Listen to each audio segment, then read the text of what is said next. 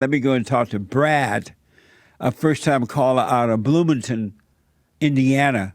Brad, thank you for calling and thanks for holding. You're on the air.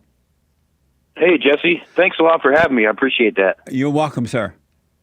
Hey, there's so many things I want to say, and of course, I'm going to be one of those people that can't put them all together. There's just too many, and I think you're a dish better served talking with people that tend to disagree with you, that don't really have a legitimate argument.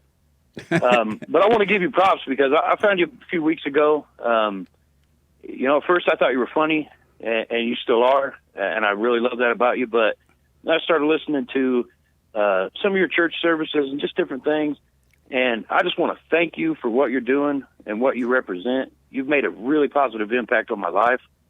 And here's one of the big ticket items. I'm 36 years old. I've wandered aimlessly through life. I have believed in God, but I haven't served Him properly. Yeah. I've had 2 failed marriages, and this last one, it put me through so much that I hated myself. I hated life. I couldn't enjoy time with my kids because I was so focused on the wrong things. I was so focused on trying to make things work with my wife that, and at the same time, I knew that it wasn't going to work. And so I was miserable. I wanted to die. But the Lord delivered me from all that. And something that I watched on your church service about relationships that you said really hit home with me. And that was the fact that when you have sex with a woman out of wedlock, that becomes your God. Yep. And anytime you're serving anyone or anything above God, it's not going to work out. You're not going to be happy. That's right. So this perfect peace that you talk about all the time, I have that now, and I've had it for 6 months. And like you say, it's the most wonderful thing in the world. No wonder you want it for everybody. I mean, it is really amazing, and Yep. it is so simple. Yep, I agree. It really is. But when you're going through those hard times, it doesn't seem simple. But once you get past that, and you start really seeking truth and knowledge and wisdom and guidance, like from yourself, you can make sense of that kind of stuff. You Yes. can be happy. And I'm happier now than I've ever been in my whole life. Amazing. Hold on for me, Brad. I'm telling you, folks, drop the anger, go and forgive, especially your mothers, and stop having sex out of wedlock. When men and women have sex out of wedlock, the woman becomes the man's God. There are 2 ways to live. You can live a horrible life in the fallen state, or you can overcome the fallen state and live a perfect life. You have a choice. And most people are in the fallen state. As you hear Brad, they are waking up and overcoming. At one point, I was in the fallen state. So I know that way. This way is much better. It's not going to work until you do it the right way. Let me go quickly back to Brad out of Bloomington, Indiana.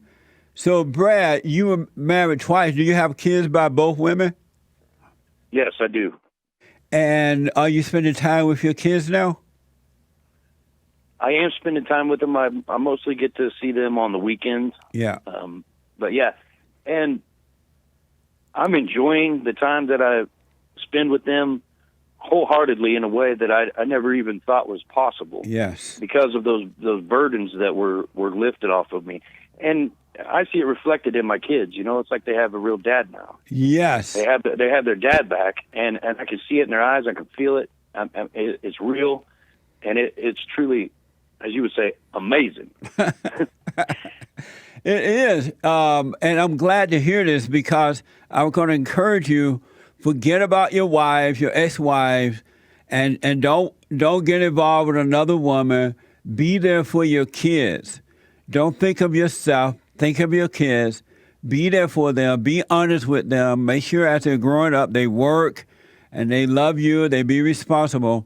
They will turn out to be amazing adults, and things will start to change. But do not get involved with another woman and forget about those women that you've been with. Only look out for your kids at this point. Absolutely. No, I agree with you 100%. I've thought about that. I've wanted to, and then I have been brought back to reality. The more I try to seek wisdom and guidance, the more I see everything pointing to that. Yes. So thank you for that. And just thank you for what you're doing, man. I'm so excited to, just to dig deeper into a lot of your stuff on YouTube. That's the only medium I have right now to see you, but that's enough. You got a lot out there. So yes, it's been a great 3 weeks, and I'm looking forward to a lot more. And I just wish that, some of the stuff you talk about, and it's so plain and simple, was something more that I've heard, would have been something I've heard in church before. But I understand the fact that you don't hear a lot of truth because people don't like truth, and the truth drives people away. And it's hard to keep a place filled whenever you're constantly losing people that don't want to hear truth.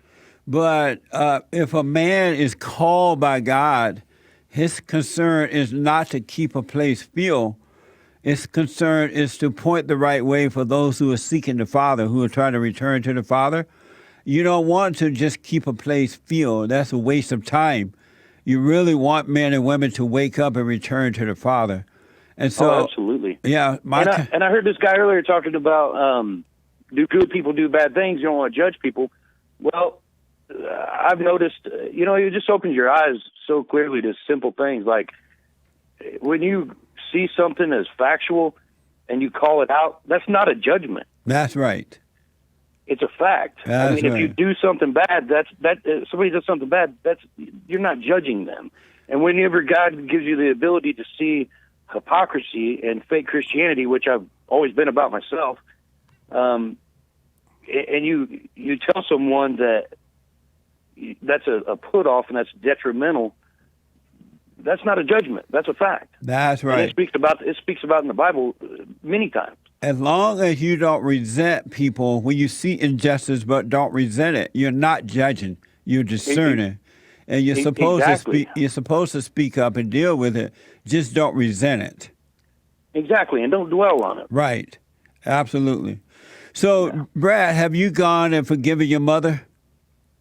My mother's passed, but I have made peace with my my mother and my upbringing in that regard. Good. How about your father?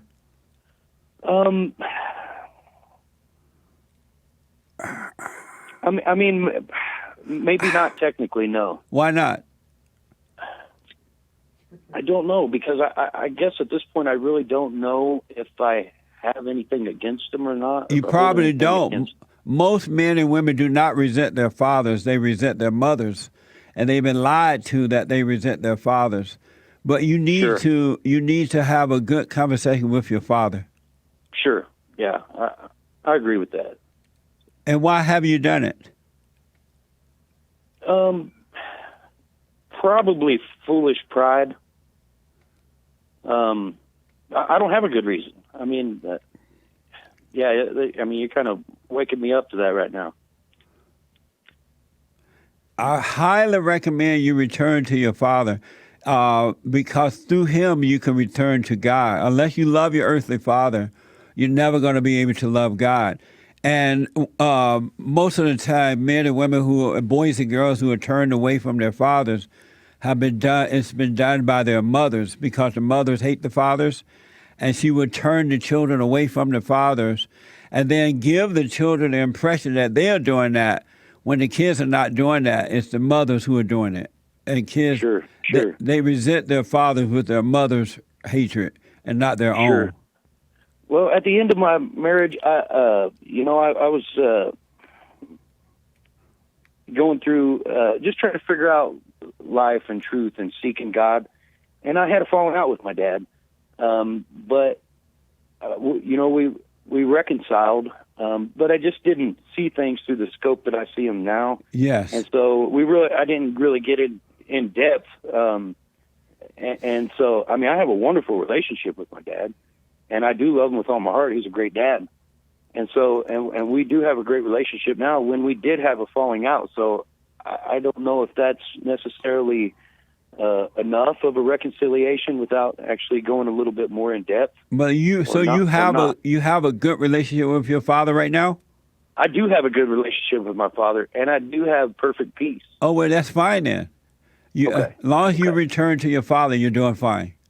Okay, good. and then your kids will return to you, and they will start a brand new generation. All that stuff you went through, they won't have to go through.